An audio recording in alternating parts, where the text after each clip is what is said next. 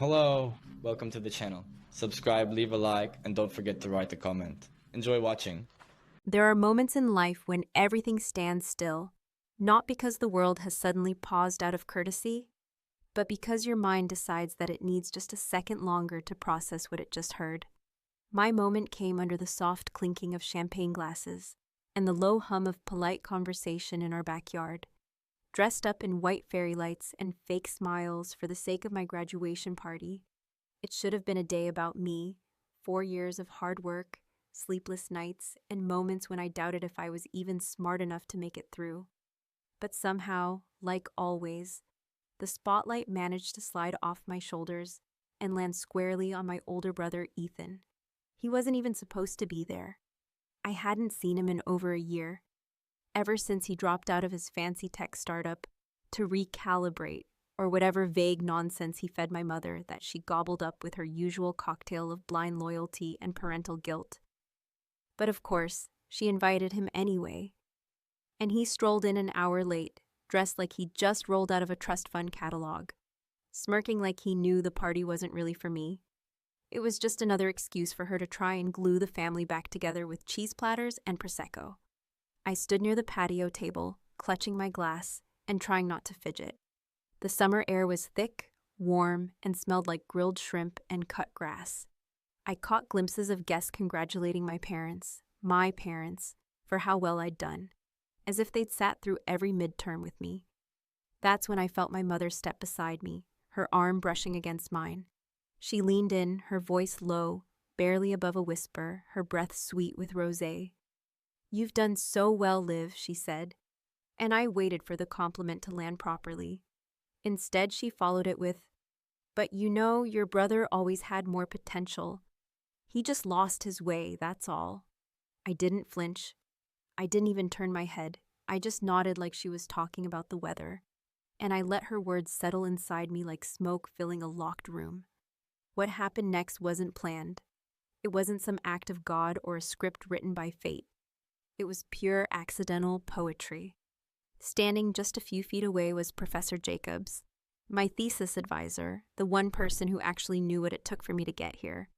He raised his glass and laughed, apparently having caught just enough of what my mother said to chime in. "Lost his way in my class, too," he said casually, sipping his drink. "Plagiarized his final paper. Sloppiest cut-and-paste job I've seen in 10 years. And just like that, the glass nearly slipped from my mother's hand. I watched it tilt, heard the soft clink as it met the rim of the patio table, and saw the color drain from her face like she'd just swallowed a stone. The conversation behind us faltered. People turned. My father, usually clueless, gave a nervous laugh as if trying to cover a fart in church. Ethan, to his credit, didn't even flinch. He looked at Professor Jacobs with the same smirk he always wore when he got caught doing something he wasn't supposed to do. The kind of look that said, "And what are you going to do about it?" I didn't say a word. I didn't need to. The silence did it for me. People recovered quickly, conversations picked up again, laughter returned, and someone turned up the volume on the playlist. But the air had shifted. Something had cracked wide open. My mother disappeared inside, probably to call Ethan's old professor and beg for a retraction. Ethan stayed outside, laughing with someone from the neighborhood, unbothered. I walked over to the drinks table, poured myself another glass, and stood there, watching the guests move like wind-up dolls in a house of glass. That's when I remembered it, an old memory I hadn't thought about in years. Back in my second year, I'd borrowed Ethan's laptop for a night because mine had died. He gave it to me reluctantly, warning me not to snoop, and I hadn't. But as I was shutting it down, I saw a folder on the desktop. It was called Fall Projects. The name didn't mean much at the time. I assumed it was just coursework. I was too tired to care, but now I was thinking about it differently. What if it wasn't just one plagiarized paper? What if Ethan hadn't just lost his way? What if he built a shortcut through every responsibility he ever had? And we all just played along? Let me ask you something. Have you ever been underestimated for so long that you start to believe it? That every success feels like you're just barely escaping exposure, and that maybe they're right? Maybe you're not the smart one. You're just lucky. That night, I stopped believing them. I stopped believing my mother and the myth of Ethan and the story we told ourselves at every holiday dinner about potential and just needing a second chance. I knew I had to find out the truth. Not because I wanted revenge, not yet, but because I was tired of being quiet. And maybe, just maybe, I was about to get very, very loud. It's strange how memory works. How something that once felt so insignificant, so barely worthy of attention, can suddenly start to glow like a warning flare when the right words are said at the right time. That night, after the last of the guests had wandered out with their party favors and their polite congratulations, after the fairy lights were turned off and the backyard returned to its usual quiet emptiness, I lay on my bed staring at the ceiling, the words "fall projects" repeating in my head like a broken record with a secret. It wasn't just a folder name anymore. It was a symbol, a keyhole, something that might explain the carefully constructed myth that had been built around my brother and fed to the rest of us like gospel. I got up, padded across the hall to my dad's office, and dug through the old electronics box we always said we'd sort through, but never did. Among dead chargers and cracked iPods was Ethan's old laptop, the one he left behind when he upgraded to something sleeker and more expensive, like everything else in his life, always moving on to shinier things. I wasn't sure if it would still boot up, but after a few minutes of coaxing and a long-forgotten password guess, the screen flickered to life like a ghost reluctantly returning to the living.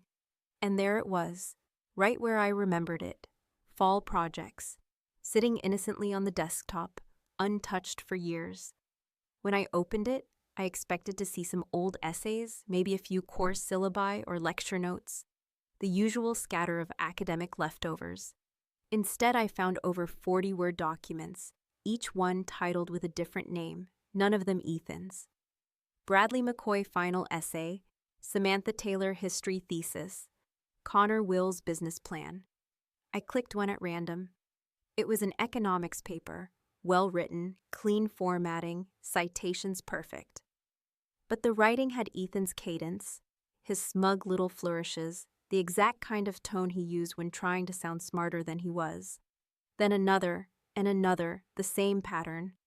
That folder wasn't for Ethan's projects. It was a portfolio. I sat back in my chair, my stomach tight and cold, not with shock, but with recognition. Of course, this was what he'd been doing.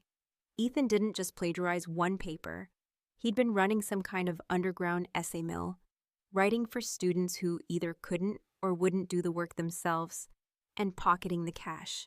It explained the random bursts of money during college, the way he never seemed to study, but always passed, until he didn't. At first, I didn't know what to do with that information. Exposing it felt dirty, like dragging family secrets into the sunlight, airing them out like stained laundry. But then I remembered the way Mom looked at him even after the professor outed him, like she still believed it was just a mistake, like she still saw him as the boy who deserved a second chance because he had more potential. And I thought, no, I knew that if I kept quiet again, I'd just be agreeing to stay in the shadow a little longer. But I also knew I couldn't go to my parents. They'd either deny it, deflect it, or worst of all, dismiss it. So I went to the one person who hated Ethan enough to maybe tell the truth, his ex, Cassie. We hadn't talked since high school, really. She was 2 years ahead of me, sharp, sarcastic, the kind of girl who always looked like she knew a secret about you. She and Ethan had dated for almost a year before she dumped him in the middle of a New Year's party publicly and left him standing with a bottle of champagne and a dumb look on his face. I figured if anyone knew about the things Ethan tried to hide, it would be her. She agreed to meet at a coffee shop downtown, the kind where you feel like ordering anything less than a single origin oat milk pour-over makes you uncultured. Cassie hadn't changed much, still dressed in that effortless way that made her look smarter than you before she even opened her mouth. When I told her what I'd found, she didn't look surprised. She just stirred her coffee slowly, then said, "So you finally found the empire." That's the word she used. Empire. She told me that during their time together, she'd caught Ethan working on essays for other students more than once. She thought it was sketchy, but Ethan had framed it as helping struggling classmates and insisted he only did it for extra cash. But later, she found Venmo payments with thanks for the A+ and screenshots of him negotiating prices for rush orders. When she confronted him, he laughed it off. "I'm a genius with a PayPal," he'd said. Then, without any ceremony, she pulled a flash drive from her bag and slid it across the table to me. "He left that at my place," she said. "I never looked at it, but maybe it's time someone did." I took it, thanked her, and walked back to my car, feeling like I was holding something radioactive. And the worst part? It didn't feel like justice. It felt like confirmation that everything I suspected about Ethan was true, that my mother had built a fantasy and called it family, that I had worked twice as hard to get half the recognition, all while the smug bastard was cashing in on stolen credit and charm. I didn't know yet what I was going to do with what I had. But I knew I wasn't done digging. Not yet. The human brain has a cruel way of tethering guilt to silence, of binding truth to consequences, so tightly and with such invisible thread that by the time you realize how long you've been complicit in someone else's myth, the damage feels irreversible, but only if you let it stay hidden. That night, sitting in the faint glow of my bedroom lamp, I inserted Cassie's flash drive into my laptop, half expecting it to be empty, maybe a bluff meant to spook me, or worse, something she hadn't even looked at and was handing off just to get one last jab at Ethan. But the moment the folder opened, and dozens of files unfurled like a gallery of deceit, I knew I had found something far more damning than I expected, and far more powerful. Each file was meticulously named, each one stamped with a semester, course name, and sometimes even notes like, "needs more stats," or shorter, "prof hates long intros." These weren't just one-off favors or ghostwriting gigs he did on a whim. This was a full operation, a custom academic black market, complete with customer feedback, revisions, and pricing tiers. Some essays had notes in the margins, messages from clients, other students, thanking him for saving their GPA. A few even referenced payments and discounts for referrals.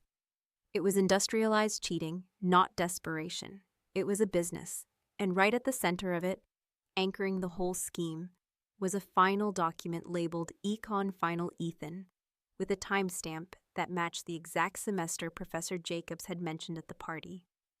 I opened it, and my heart slowed. There it was, the paper that got him caught.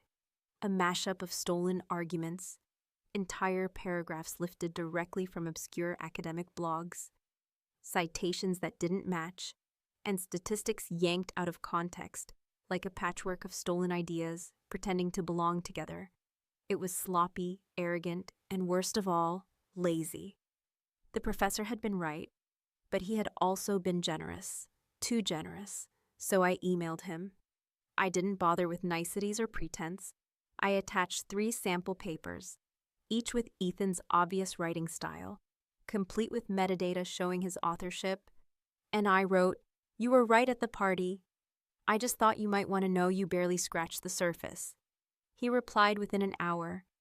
We met in his office the next day, a cold, windowless room with stacks of ungraded essays and old coffee mugs crowding the shelves. Professor Jacobs wasn't a dramatic man, which is probably why he made such an impression. He didn't gasp or recoil or use words like scandal or integrity.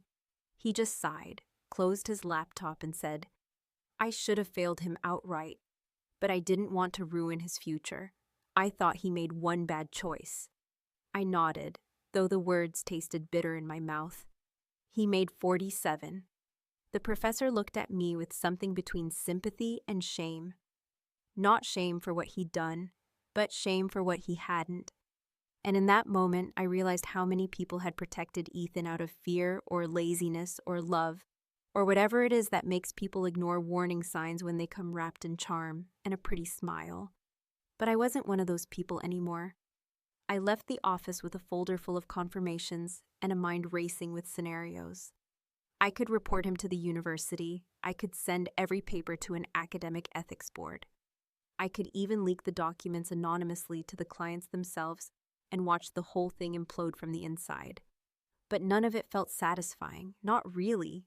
Those paths were loud, messy, public.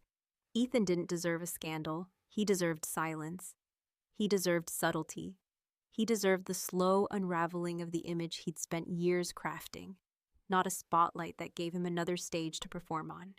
So I started quietly. I compiled the documents into a private drive, cataloged each one by name, course, and client.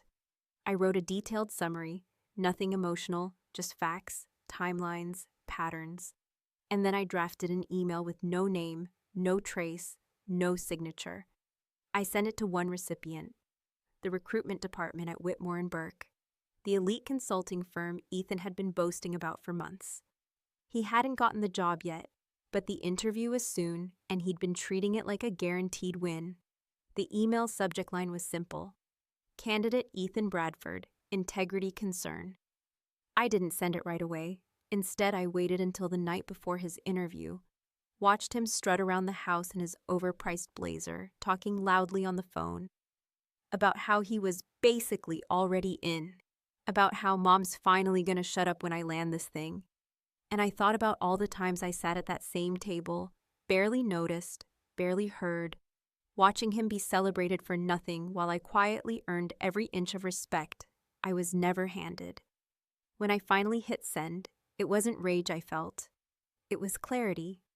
The next day, I pretended to be supportive. I handed him his coffee, told him good luck, even smiled when he walked out the door like he was walking into his kingdom. And when he came back 5 hours later, silent, pale, and vibrating with some mix of rage and confusion, I just asked, "How did it go?" He said nothing, just stormed upstairs and slammed his door like a teenager denied the car keys. That was when I knew he'd gotten the message. But this wasn't about the job. This wasn't about the company or the interview, or even about exposing him. Not really. This was about erosion, because when someone like Ethan falls, it can't be all at once. No, people like him don't collapse. They crumble. There's a peculiar quiet that settles into a house when someone has just been handed a truth they weren't prepared to face. A kind of strained stillness where every creak of the floorboards, every distant hum of the refrigerator, feels louder than it should, as if the air itself has become thick with things left unsaid. That was the atmosphere that took over our home in the days following Ethan's interview. A brittle, invisible tension that coiled through the rooms like smoke, clinging to our skin, making small talk feel like walking barefoot on broken glass. He didn't say a word about what happened. Not to me, not to our parents, not even to the voicemail from Aunt Marlene that congratulated him prematurely on finally landing something real. He just paced, stared at his phone, refreshed his email like it owed him an apology, and sulked with the kind of sullen entitlement only someone who has been coddled their entire life can summon without irony. I observed it all with a cold detachment that even I didn't expect from myself. There was no glee, no victorious fist pump, no smugness in watching his confidence deflate like a balloon with a slow leak. Instead, what I felt was something far more dangerous: confirmation. Because what I had done wasn't an attack. It was an adjustment, a necessary correction in a narrative that had gone unchallenged for far too long. I had no interest in embarrassing him publicly or destroying him permanently. I wasn't cruel, not by nature, but I was tired of swallowing the lie that he was someone he wasn't, and even more tired of the way everyone around him bent reality just to protect the illusion. But illusions don't shatter cleanly.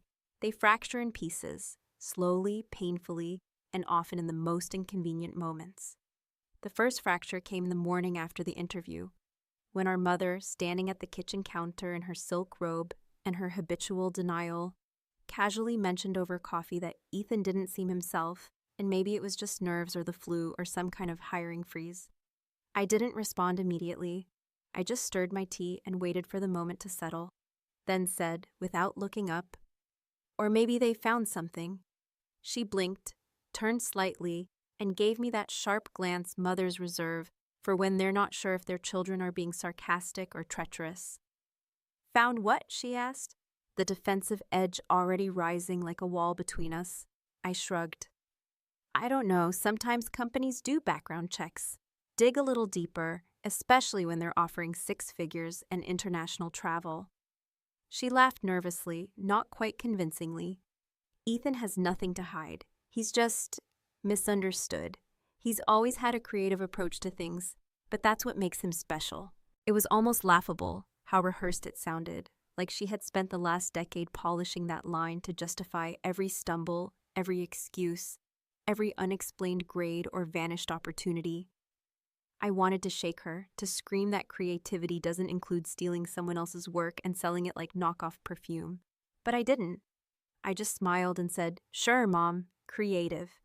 But that was only the beginning. Later that day, while Ethan pretended to be asleep upstairs, I sat in the living room, going through mail, and happened upon a handwritten envelope addressed to him from Whitmore and Burke.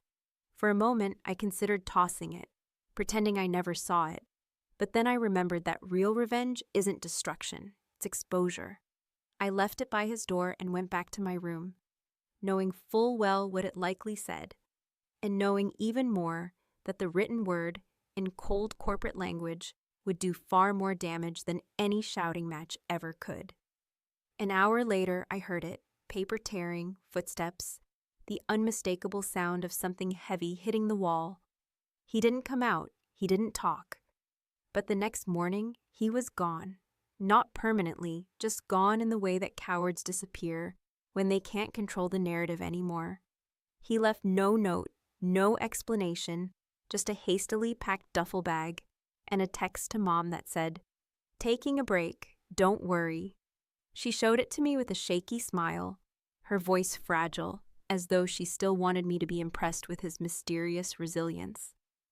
She spent the next few days wandering around the house like a ghost, vacuuming rooms that didn't need cleaning, organizing drawers that hadn't been touched in years, and talking to herself about how Ethan just needs space and everyone hits a rough patch.